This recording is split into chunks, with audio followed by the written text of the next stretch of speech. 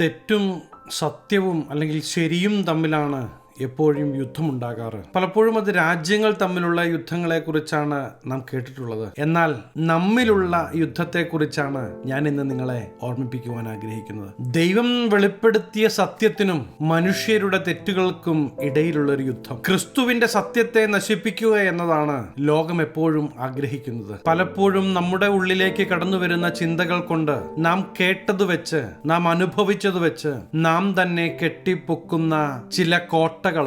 ഈ കോട്ടകൾ യാഥാർത്ഥ്യവുമായി ഒരു ബന്ധവും കാണുകയില്ല. എന്നാൽ നമ്മുടെ ചിന്തയിൽ, നമ്മുടെ ഹൃദയത്തിൽ, നമ്മുടെ എക്സ്പീരിയൻസ് വെച്ച് നമ്മുടെ മനസ്സിൽ കയറിക്കൂടിയ പല ചിന്തകളും ദൈവത്തിൽ നിന്ന് നമ്മെ അകറ്റുന്നതാണ്. അത് ലോകത്തിന്റെ ഇഷ്ടം ചെയ്യുവാൻ നമ്മെ പ്രേരിപ്പിക്കുന്നതാണ്. നമ്മുടെ ജീവിതത്തിൽ പിശാച് കൊണ്ടുവന്നിടുന്ന ചിന്തകൾ, അകാരണമായ ഭയം, ഇവയിൽ നിന്നെല്ലാം നാം പുറത്തു വരണമെങ്കിൽ ദൈവത്തിന്റെ നിയന്ത്രണത്തിന് നാം നമ്മെ ഏൽപ്പിച്ചു കൊടുക്കേണ്ടത് ആവശ്യമാണ്. ദൈവപ്രവൃത്തി നമ്മുടെ ജീവിതത്തിൽ നടക്കുവാൻ നമ്മെ വിട്ടുകൊടുക്കേണ്ടത് ആവശ്യമാണ്. പരിശുദ്ധാത്മാവിന്റെ നിയന്ത്രണത്തിനായി നാം നമ്മെ ഏൽപ്പിച്ചു കൊടുക്കുവാൻ തയ്യാറാണെങ്കിൽ ദൈവിക പദ്ധതികൾ നമ്മുടെ ജീവിതത്തിൽ വെളിപ്പെടുന്നത് നമുക്ക് കാണുവാൻ കഴിയും. കൊരിന്ത്യർക്ക് എഴുതിയ 2-ാം ലേഖനം 10-ാം അധ്യായം 4-ാം വാക്യത്തിൽ നമുക്ക് ഇപ്രകാരം കാണുവാൻ കഴിയും: ഞങ്ങളുടെ പോരിന്റെ ആയുധങ്ങളോ ജഡികങ്ങളല്ല, കോട്ടകളെ ഇടിപ്പാൻ ദൈവസന്നിധിയിൽ ശക്തിയുള്ളവ തന്നെ. പ്രിയ ദൈവപൈതലേ, കോട്ടകളെ ഇടിക്കുവാൻ തക്ക വിധത്തിൽ സങ്കല്പങ്ങളും ദൈവത്തിന്റെ പരിജ്ഞാനത്തിന് വിരോധമായി പൊങ്ങുന്ന എല്ലാ ഉയർച്ചകളും ഇടിച്ചു കളയേണ്ടുന്നതിന്റെ ആവശ്യകത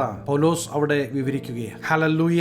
ദൈവഹിതമല്ലാത്തത് നമ്മുടെ ജീവിതത്തിൽ കടന്നു വരുമ്പോൾ അതിനെ തിരിച്ചറിയുവാൻ ദൈവത്തിന്റെ ആത്മാവിന്റെ നിയന്ത്രണം നമ്മുടെ ജീവിതത്തിൽ ആവശ്യമാണ്. ദൈവഹിതമല്ലാത്ത ഒരു സംസാരം നാം തുടങ്ങുമ്പോൾ അത് തിരിച്ചറിയുവാനും അതിൽ നിന്ന് ഒഴിഞ്ഞു നിൽക്കുവാനും പ്രിയ ദൈവത്തിലെ നമുക്ക് കഴിയണമെന്ന് ദൈവം ആഗ്രഹിക്കുകയാണ്. ഇന്ന ആൾക്ക് ഇന്ന രീതിയിൽ ഇന്ന പ്രശ്നങ്ങൾ കടന്നു വന്നതുകൊണ്ട് അത് നിങ്ങൾക്ക് കടന്നു വരുമെന്ന് ആരാ പറഞ്ഞത്? നിങ്ങൾ ജീവിക്കുന്ന ദൈവത്തിന്റെ പൈതലല്ലേ? മനസ്സിലേക്ക് വേണ്ടാത്ത ഓരോ ചിന്തയും കടന്നു വരുമ്പോ അതിനെ താലോലിക്കാതെ യേശുവിന്റെ നാമത്തിൽ അതിനെ തകർത്ത് കളയണം. ഇല്ല, എനിക്ക് ദോഷമായതൊന്നും സംഭവിക്കുവാൻ എന്റെ നാഥൻ അനുവദിക്കുകയില്ല എന്ന് പറയുവാൻ നമുക്ക് കഴിയണം. ദൈവത്തിന്റെ പരിജ്ഞാനത്തിന് വിരോധമായി പൊങ്ങുന്ന സകല സങ്കല്പങ്ങളെയും ഉയർച്ചകളെയും ഒന്ന് ഇടിച്ചു കളയണം. പ്രിയ ദൈവത്തിലെ, നമ്മുടെ ഉള്ളിലുള്ള യുദ്ധത്തിൽ നമുക്ക് ജയിക്കണമെങ്കിൽ ദൈവാത്മാവിന്റെ സഹായം കൂടിയേ തീരൂ. പുറത്തു വരുവാൻ കഴിയാത്ത രീതിയിൽ എല്ലാ സാഹചര്യങ്ങളും പ്രതികൂലമാകാം. എന്നാൽ ദൈവത്തിന്റെ ആത്മാവിനാൽ നിയന്ത്രിക്കപ്പെടുന്ന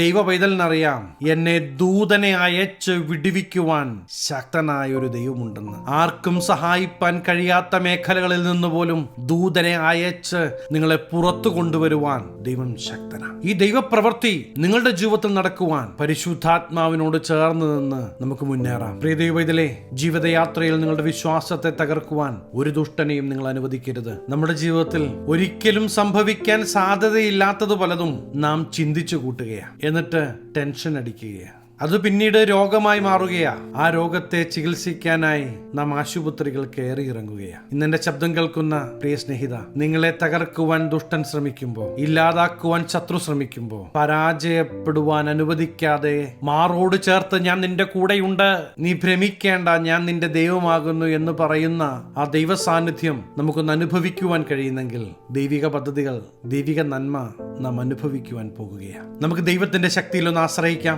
ദൈവിക പദ്ധതിക്കായി ഒന്ന് ഏൽപ്പിച്ചു കൊടുക്കാം. നമ്മുടെ ഉള്ളിലുള്ള യുദ്ധത്തെ ജയിക്കുവാൻ നമ്മെ എക്യുപ്പ് ചെയ്യുന്ന പരിശുദ്ധാത്മാവിന്റെ പ്രവൃത്തിക്കായി നമുക്ക് നമ്മെ ഒന്ന് ഏൽപ്പിച്ചു കൊടുക്കാം. ഇന്നു മുതൽ നമ്മുടെ ഹൃദയത്തിന്റെ ഉള്ളിൽ പിശാച് കൊണ്ടുവന്നിടുന്ന ചിന്തകളെ യേശുവിന്റെ നാമത്തിൽ ഒന്ന് ജയിക്കാം. ദൈവഹിതമല്ലാത്തത് നിങ്ങൾ കേൾക്കുമ്പോൾ യേശുവിന്റെ നാമത്തിൽ അതിനെ ഒന്ന് ക്യാൻസൽ ചെയ്താട്ട്. സ്വപുത്രനെ ആദരിക്കാതെ നമുക്കായി യാഗമായി തീർന്ന യേശു ക്രിസ്തുവിലൂടെയുള്ള വിടുതലും രക്ഷയും സൗഖ്യവും നിങ്ങൾ അനുഭവിക്കണമെന്ന് ദൈവം ആഗ്രഹിക്കുകയാണ്. ഈ യേശു ക്രിസ്തുവിന്റെ നിയന്ത്രണത്തിനായി നാം നമ്മെ ഏൽപ്പിച്ചു കൊടുക്കുമ്പോൾ ഇഹലോകത്ത് മാത്രമല്ല, ഇഹലോകത്ത് അവൻ വിജയകരമായി നമ്മെ വഴി നടത്തും മാത്രമല്ല, നിത്യതയിലേക്ക് നമ്മെ ഒരുക്കുന്ന ദൈവമാണ്. ദൈവശബ്ദത്തിനായി നാം കാതോർക്കാം. ദൈവത്തിന്റെ പ്രവൃത്തിക്കായി നമുക്ക് ഏൽപ്പിച്ചു കൊടുക്കാം. യേശുവിൽ വിശ്വസിക്കുന്ന നിങ്ങളിലൂടെ ദൈവത്തിന്റെ പ്രവൃത്തി വെളിപ്പെടുത്തണമെന്ന് ദൈവം ആഗ്രഹിക്കുകയാണ്. ഇതുവരെ കണ്ടതും കേട്ടതുമെല്ലാം അവിടെ ഇരിക്കുമ്പോൾ അതിലൊന്നും വിശ്വസിക്കാതെ യേശു പറയുന്നതിൽ വിശ്വസിക്കുവാൻ നിങ്ങൾ തയ്യാറാണെങ്കിൽ